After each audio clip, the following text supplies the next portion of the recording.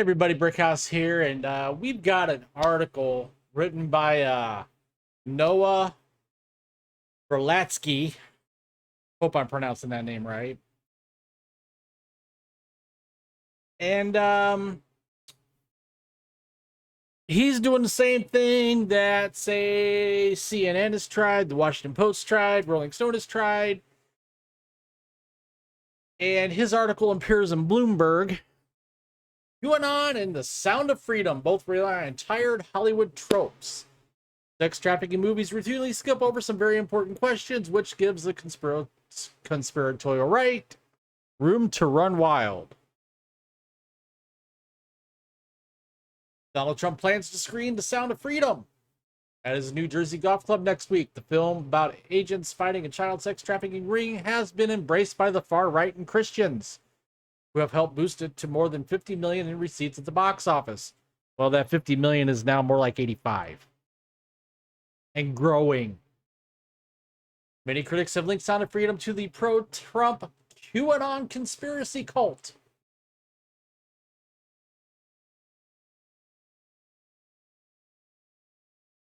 Wrong. They've also been startled by its mainstream success.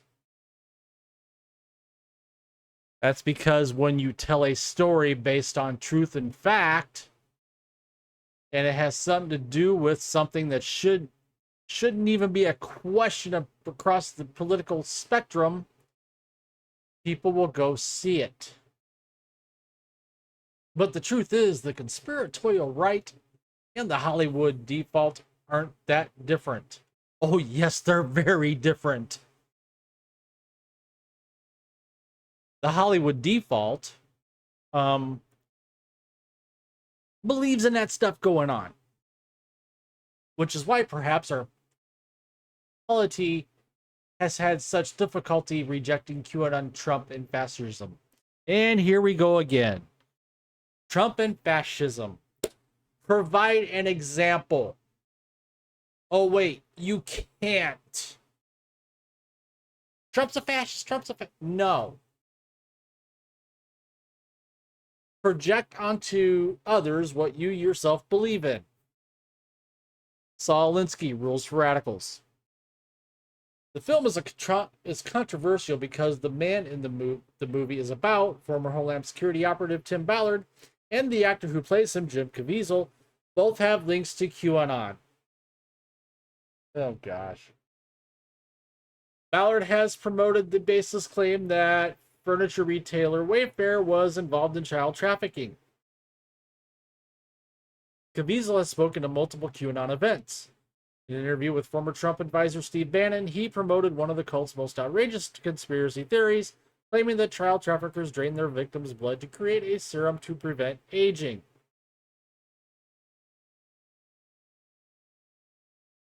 Angel Studios, which created the thriller. No, they didn't create the thriller. It was done at Fox, which was then bought by Disney, which then shelved the movie because they didn't want it to see the light of day. Insists that despite these links, the movie itself isn't related to QAnon. It's not related to QAnon. It's about an issue that everybody should be grateful a movie like this is actually getting the word out and exposing.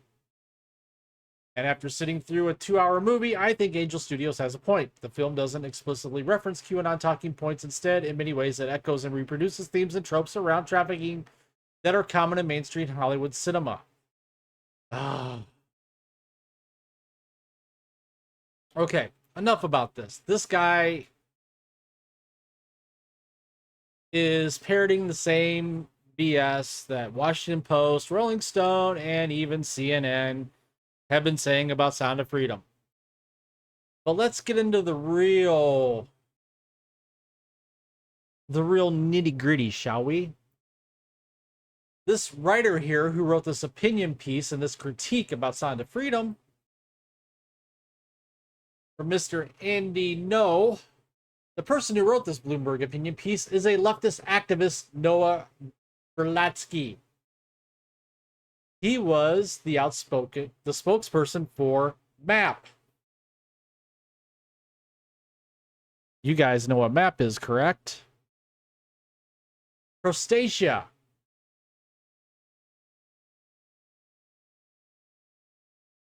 In 2017, he tweeted that pedophiles are a stigmatized group who get designated as deviants for hateful purposes.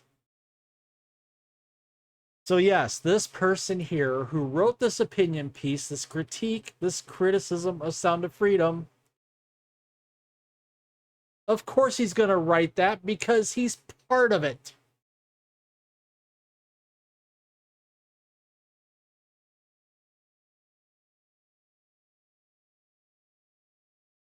So you can look at this article here that he wrote. He doesn't like the fact this movie is calling him out and people like him out. And that's why he wrote the article. That's why it has such a slant. QAnon, a convenient slur for when you can't make racist or World War II bad guys from Germany work. Exactly. So I just wanted to bring this to the light today because this is what movies like Sound of Freedom is fighting. This is what movies like Sound of Freedom is exposing. This is why they push back so hard against a movie like Sound of Freedom.